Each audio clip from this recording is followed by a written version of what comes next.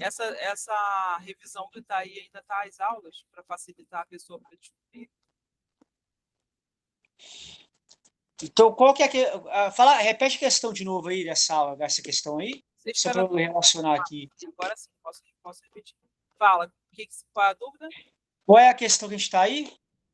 A gente está na letra 3B. Qual Como que é a questão? viral pode ser detectada no sistema biológico? Produção viral. Isso.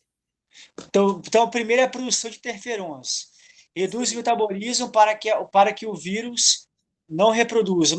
Você falou que a célula ela para de alimentar, não sei como que é, não Não, entendi. ela reduz seu metabolismo. Então, reduzindo o Sim. seu metabolismo, o corpo, o vírus não consegue reproduzir dentro dessa célula. Ah, faz sentido, né? Se ela reduz o metabolismo, se ela está com o metabolismo acelerado, o vírus ele meio que usufrui disso, né? Sim, ele usa toda a estrutura da célula para poder se reproduzir. Ah, então agora entendi. Aí, quando esse metabolismo desacelera, ele não consegue se reproduzir e ele morre. Então, então a primeira parte é a produção de interferons. Sim, Isso implica com a redução do metabolismo para que não ocorra a reprodução do vírus. isso. Tem mais uma Primeiro, coisa? interferon, depois redução do metabolismo da célula e 3, potencialização das células, do funcionamento das células de defesa. Como a potencialização do funcionamento das células de defesa. Isso. Das... Porque é feita uma expansão clonal. Essas células de defesa, elas recebem um sinal para que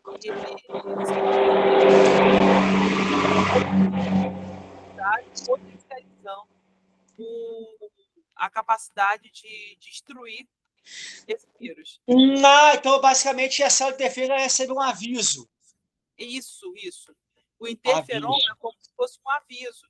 Ele aumenta a capacidade da célula de chegar ao local da ação. Então, vamos lá. Então a produção de interferons combina com a redução do metabolismo para que não ocorra a reprodução do vírus e também com a potencialização do funcionamento de célula de defesa. Então, basicamente, as células vão lá para atacar aquele vírus, certo? Isso. Outra coisa também que é importante saber é que os vegetais não possuem sistema imunológico. Então, isso é bem tranquilo também. Eu vou tentar aqui. Eu vi lá que elas não, os vegetais, eles também se contaminam por vírus, infectam, né? Tem viroses. Só que eles não fazem endocitose. Não. E aí explica, isso aí talvez caia, que eu achei bem tranquilinho. O modo da célula, da planta se infectar. Aí tem a questão lá do objeto furo cortante, que uma planta se contaminada, você vai cortar uma planta contaminada e corta a outra, vai passar, a outra vai infectar. Essa faca, esse serrote, qualquer coisa pode passar de uma planta nematóides também são animais que se alimentam de plantas e abrasão com areia. Então, aí fala que você tem que lesar a célula. Isso aí ocorre tem que fazer um corte profundo da planta para ela receber tanto fungo quanto vírus, quanto qualquer coisa. E tem a inserção da partícula viral inteira no citoplasma, assim que ocorre a infecção. Aí, se ela tiver células competentes, aí vai ter a questão da virose. Mas só que no caso do vegetal, todos os vegetais têm células competentes. Sim, a diferença entre os vegetais e os animais é isso. O que acontece é que os vegetais, eles não têm... Quando o vírus lesa a parte externa do vegetal, ele não consegue se propagar muito porque não tem sistema circulatório. O problema é quando o vírus lesa a célula interna, o meristema interno da célula, porque é onde tem o xilema e o floema. Se o xilema e o floema forem contaminados, toda a árvore é contaminada. Então, com o tempo, a árvore seca e morre. Porque o vírus se espalha por toda ela. Mas isso é muito difícil. Essa aula da virose de plantas eu achei maravilhosa. Achei bacana demais. Aula 16. E ela é bem facinho, assim. É fácil. Isso aqui eu sei tudo. Como que é o modo de contaminação, e para ocorrer a infecção tem que inserir que a partícula inteira seja inserida no citoplasma, porque fala que tem que ter a exposição do material citoplasmático. Isso. Isso tem a relação com a questão da lesão, né? Você vai fazer um corte ali, seja um animal que vai furar ali, vai cortar ali. Tem toda a relação. Agora vamos prosseguir. Ah, Descreva. Pode falar. Mas pode falar, vou falar aí. Vou se explicar uma parte que. Pode ver isso aí. Vamos rapidinho. Descreva de maneira esquemática a sequência de um procedimento que pode ser executado para quantificar a infecciosidade de uma preparação de bacteriofágos. Isso aí é da aula 16, isso aí eu não sei nada. Virose de bactérias, quantificação de bactérias, lisogenia, isso aí eu não sei nada disso aí. É da virose de bactérias. Isso aí, para mim, não faço a menor ideia. No caso, você vai ver a quantidade de... Deixa eu anotar aqui. Por exemplo, primeiro, você coloca... Você sabe quais tipos de bactéria que sobrevivem ou que são predadas, vamos dizer assim, com vírus. Então, Sim. você vai usar uma cultura e separar essa cultura e marcar, né, a placa de Petri. Marcando a placa de Petri, uma coisa que eu achei muito engraçada nesse período Marcação. é que alguns mediadores, não sei se foram os alunos ou se foram os mediadores, marcaram o meio de cultura, mas não se encosta no meio de cultura, porque se encostar no meio de cultura, ele pode ser contaminado por outras coisas. Você marca o lado externo da placa. Então, você marca o lado externo da placa e a bactéria, você vai estrinando, você vai purificando. Para cada desenho, você coloca um tipo de cultura. E você percebe que o vírus lesou aquela cultura quando essa cultura é desfeita. Quando tem várias, ao invés de ter uma colônia grande, tem várias partículas pequenininhas quebradas. Aí você percebe que a bactéria conseguiu se produzir, o vírus conseguiu se produzir ali. Isso você também consegue semeando aquela parte contaminada em outro meio de cultura. Se houver um crescimento acelerado, é porque muito mais rápido do que aconteceria, bem é indicativo de que houve contaminação por vírus. Peraí, deixa eu ver aqui. Eu achei isso muito enjoadinho. Fala da virose de bactérias para frente. Tá. Aí você vai saber aí a parte principal aí. Proteína do capsídeo marca o enxofre radiativo, DNA radioativo com fósforo radiativo. Isso aqui tem mais partes aqui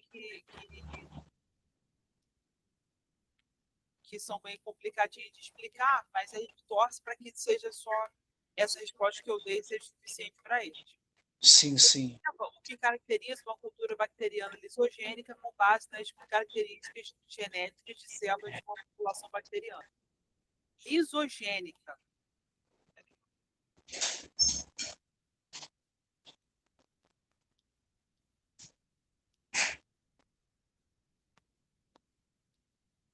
Lisogênica fala sobre quebra. É como se fosse uma cultura bacteriana que já venceu todos os nutrientes, né, dela. Então, uma cultura lisogênica já usou todo o nutriente e precisa ser semeado em outra meio de cultura para continuar a pesquisa. Se você perceber que os nutrientes já acabaram, não vai adiantar continuar usando aquele meio de cultura. Sim. Precisa trocar. Ou esterilizar aquele material com algum tipo de inseticida. Com algum tipo de antibiótico ou sanitizante. Nossa, bem enjoadinho isso aí. Essa parte é mais complicadinha. Agora vamos na outra questão. Essa aí eu acho que pode até cair nessa aula aqui. Eu vou escrever daqui a pouco, vou te responder lá no grupo, vou botar um PDF, alguma coisa do tipo, com todas as respostas certinhas, porque tem gente que não tem paciência para assistir até o final da aula. Faça uma narrativa. Essas mais complicadas, assim, para explicar, sei lá, eu acho mais difícil para te entender. Teria que ser mesmo escrito mesmo. Você vai ter um tempo para escrever, Eu porque vou é só escrever assim e vou mesmo. mandar para vocês. Você pode usar também como ruptura da membrana bacteriana. Quando a bactéria foi contaminada por vírus, ela se rompe e permite que o vírus se propague para as outras bactérias. Então, rompimento, após o rompimento ocorre a lise, né? Isso. A E lise as outras são contaminadas. Isso aí. Número 6. Faça uma narrativa sobre a imagem pura e espontânea, processo de osteose, partículas virais. Tem um desenho aqui. O desenho é da aula 15. Aula 15. Vai na aula 15 lá. Aula 15, a página é... Cadê? Calma. Cadê? Aula 15, cara. Aula 15, calma aí. Aula 15. Peraí, deixa eu ver aqui. Lembra que eu falei do interferon? Sim. O interferon desacelera o metabolismo a ponto dos vírus não conseguirem se reproduzir. Se os vírus não conseguirem se reproduzir, eles morrem. Então, quando eles morrem, a pessoa é curada. Ela é a aula 17. Aula 17, página 162, o Esther. Ou a página 161, porque está atrás. Página 161 e 162, pronto. Mas pode falar aí. Então, é basicamente isso. O nosso corpo ele começa a produzir substâncias que inibem o crescimento inibem o processo de reprodução do vírus. Então, o que vai acontecer? Quando o vírus não se reproduz, ele morre. Aham. Igual você falou, tem a questão da... Tá aqui que escrevi, aqui, basicamente. Produção de interferon, redução do metabolismo para que não ocorra a reprodução do vírus, potencialização do funcionamento das células de defesa. Aqui, essa parte da página 158 e 159 tem as formas de reprodução de transmissão. Transmissão Sim. horizontal, transmissão vertical, transmissão tangencial. Isso é importante que sempre cai. Isso aqui é bem fácil. E eu acho que quando caiu, eu acertei. Mas será que eles vai cair de novo isso aqui, gente? Aqui, ó. Endocitose. Tem um desenho aí. Essa aí eu não consegui responder. Eu fiz de qualquer jeito. Eu não O que consegui acontece? ligar. Endocitose não é difícil. O vírus tem uma glicoproteína que encaixa no receptor da célula, ele é fagocitado e o nosso corpo acaba quebrando as moléculas desse vírus e ele acaba destruindo todas as partículas dele por dentro desse fagossoma. O nosso corpo aumenta nessas claritinas, né? E acaba usando toda essa estratégia, essa estrutura. Com isso, o corpo começa a destruir as células, as partículas virais, e destruindo a partícula viral, você é curado. Às vezes a pessoa é curada sem tomar nenhum remédio. Uhum. Essas clatrinas são o quê, hein? São proteínas que destroem, fazem uma digestão celular. Qualquer coisa que entra no corpo. Então é isso mesmo. Então vai ocorrer a endocitose da partícula viral, né? E a endocitose se dá por meio de receptores que têm as células que vão reconhecer aquela partícula, certo? Isso. Após ela fazer a endocitose, ela vai tem essa questão do endossoma aqui. Endossoma o quê? É como se fosse um vacúolo digestivo, onde Sim. o vírus fica englobado, tá? E aqui que ocorre a quebra? Não, né? Deveria ocorrer. Isso quando a célula consegue destruir o vírus.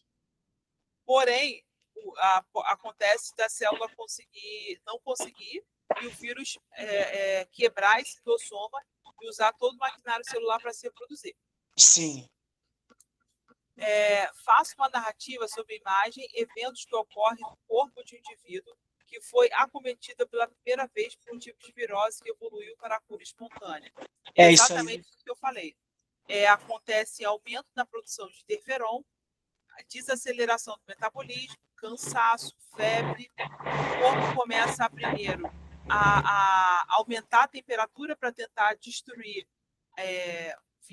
qualquer partícula que tenha entrado nele. O metabolismo desacelera, cria uma expansão clonal das células de defesa que vão tentar reduzir ao máximo possível esse agente causador de doença. Essa aí, qual questão é essa? Letra número 7. No 7. Está falando sobre cura espontânea. Faça uma narrativa sobre uma imagem. Sim. Quanto maior a quantidade de células de defesa, mais vírus são destruídos. E depois que esses vírus têm uma quantidade tão mínima que não consegue se reproduzir, aí a pessoa já está curada. Gente, tem duas questões iguais, então, a 6 e a 7. Não. Número 6, faça uma narrativa sobre imagem, cura espontânea, processo de endocitose. Não tá. Número É aquele desenho lá, né? Isso. Faça uma narrativa sobre imagem, eventos que ocorrem no corpo de um indivíduo. Primeira vez com um tipo de virose que evolui para a cura espontânea. Primeiramente vai ter a produção de interferon. Isso. Vai reduzir o metabolismo para que não ocorra a reprodução do vírus. Aí tem a ver com os sintomas que ocorrem. Febre, aumento da febre para tentar destruir aquele vírus que está ali, que é normal, o aumento da febre, né? Isso. Fala que é importante, né? E após isso aí, a potencialização do funcionamento das células de defesa. Vai ter uma expansão clonal para que as células depois elas possam trabalhar com mais eficiência. Então é isso, tranquilo, então tá aqui, anotar aqui. Número 8. Descreva o processo metabólico que gera fenômeno de fotossíntese executado pelas sulfobactérias. Não, isso aí é do T2. Aí, no caso, aí é o T do assunto desse. Aí não vai cair esse. Não vai cair esse. Tem que ler o T2, qual que é o assunto dele? Eu não li o T2. Esse ano foi sobre o que mesmo que eu esqueci? Vírus gigantes. Vírus gigantes, vírus. Vai ser cobrado sobre vírus gigantes. Esses vírus gigantes são vírus que têm um DNA muito grande e tem um tamanho tão grande que pode ser confundido com bactéria. Sim. E eles são, na maioria, ambientais. Sim. Como são vírus que são difíceis de ser detectados, podem ser causados. Tem muitas doenças, né, que podem ser causados por esses vírus e sendo confundidos com bactéria. Tem um tipo de pneumonia que é produzido por esse tipo de vírus gigante, mas se achava que era produzida de bactéria. Por quê? As pessoas chamam de KPC, né? Que é um tipo de bactéria, KPC era pneumo alguma coisa. Esse KPC é um tipo de bactéria, mas que é muito resistente a antibiótico. Alguns vírus podem ser confundidos com bactérias resistentes, porque o antibiótico ele não tem efeito no vírus. O princípio de ação do antibiótico é destruir a membrana plasmática, a parede celular e a membrana plasmática para que haja uma destruição completa da bactéria. Mas como a estrutura física do vírus é diferente da bactéria, o remédio para matar a bactéria não funciona no vírus. É necessário você fazer uma vacina ou algum medicamento que tenha ação rápida de aumentar a interferose. Uhum. A interferose desacelera o metabolismo e não deixa o vírus se reproduzir. Isso aí eu vou ler, eu tenho que ler esse teaser, eu não li ele. O que vai cair eu não sei, mas eu não li. Tá. Número 9. Descreva quais são as atitudes que devem ser tomadas pelos indivíduos a fim de minimizar a propagação desse tipo de virose na população. Tomar vacina. Saber... Para não pegar. Esse é bem tranquilinho. Tomar vacina, isso eu acertei também, mas não tô lembrado outras coisas que pode as medidas. Só que o que acontece? Quando você sabe que determinada região está com uma epidemia ou um surto, Usa máscara também. né? Então você tem que evitar a convivência com essas pessoas, ou então, se você não puder evitar, usar máscara, Isso, lavar as mãos com água e sabão, não ficar em isso. ambiente cheio, para evitar tipo de contaminação vertical, né? Bem tranquilinho também. Tranquilo. Usa vacina, usa máscara. Isso, lavar a mão. Lavar a mão, são as medidas preventivas para evitar a contaminação por viroses, enfim, no Perfeito. geral, né? Construa uma tabela que confronte com relacione o grau de versatilidade metabólica das células dos indivíduos de uma população com maior e menor probabilidade de se Então, infecções etiológicas bactéria ou viral. Então, essa questão aí é engraçado. Na P2, no período passado, lógico, né? Eu estava com essa questão na cabeça para fazer ela. Eu tinha focado nela. Eu já tinha estudado ela, estava estudando para aula. Acabou que, quando chegou na hora da prova, eu acabei esquecendo. Lembra dela depois? Eu não sei agora como que é. Eu sei que é um quadrinho, aí tem mais, não sei o que lá. Aí explica aí, o jeito tá aí, o quadrinho você colocar ali. O que você Aqui, precisa. ó. Peraí. O que você precisa saber, espera só um pouquinho, deixa eu terminar de falar. Ó. O que você precisa saber é que alguns grupos têm mais suscetibilidade a bactérias, infecção bacteriana ou infecção viral. Lembra que eu falei do sangue? Sim. Pessoas que têm sangue A têm mais facilidade para ter infecção com vírus. Sim. Pessoas que têm sangue B têm mais facilidade para ter infecção com bactéria. Sim. Pessoas que têm sangue O ou zero têm mais resistência à infecção com bactéria ou por vírus. Pessoa que tem sangue AB, ela acaba sendo exposta aos dois. Tem imunidade um pouco mais baixa. Então, você vai colocar um quadrinho dizendo quais tipos de sangue são mais geram uma proteção maior, ou a infecção por bactérias ou a infecção por vírus. Aham. Isso aí é tranquilo, só que na hora eu acabei esquecendo. Essa é da aula 18. Isso. Fala muito sobre sangue. O tipo sanguíneo promove determinada proteção metabólica às pessoas. Sim. Mas isso foi selecionado pela evolução. Conforme as pessoas, o tipo sanguíneo mais antigo é o A. Depois tem o B e depois tem o O. E depois, mais novo ainda, é o AB. Então, conforme a evolução os seres humanos vão se evoluindo, eles vão se expondo a determinado tipo de micróbio, e os seus descendentes, quando esse ser humano consegue vencer essa infecção, ele gera descendentes com capacidade de superar essa infecção. Aham. Então, por exemplo, as pessoas que sobreviveram à peste bubônica, peste negra, elas geraram descendentes capazes de resistir a essa infecção. Então, as pessoas que sobreviveram à peste, à gripe espanhola também, a H1N1 também, a Covid também. Aham. Essa capacidade de resistência é passada para os descendentes. As pessoas que não têm resistência a esse tipo de vírus ou qualquer tipo de infecção, elas morrem. Então, essa característica não é passada para seus descendentes. Aí, nessa tabelinha, você vai comparar, né? Baseado no tipo sanguíneo que você tem, ou da população daquela região. Por exemplo, na Ásia, existe uma população maior com sangue A. Na Europa, sangue B. Na África, também sangue A. Aham. É muito, muito engraçado, né?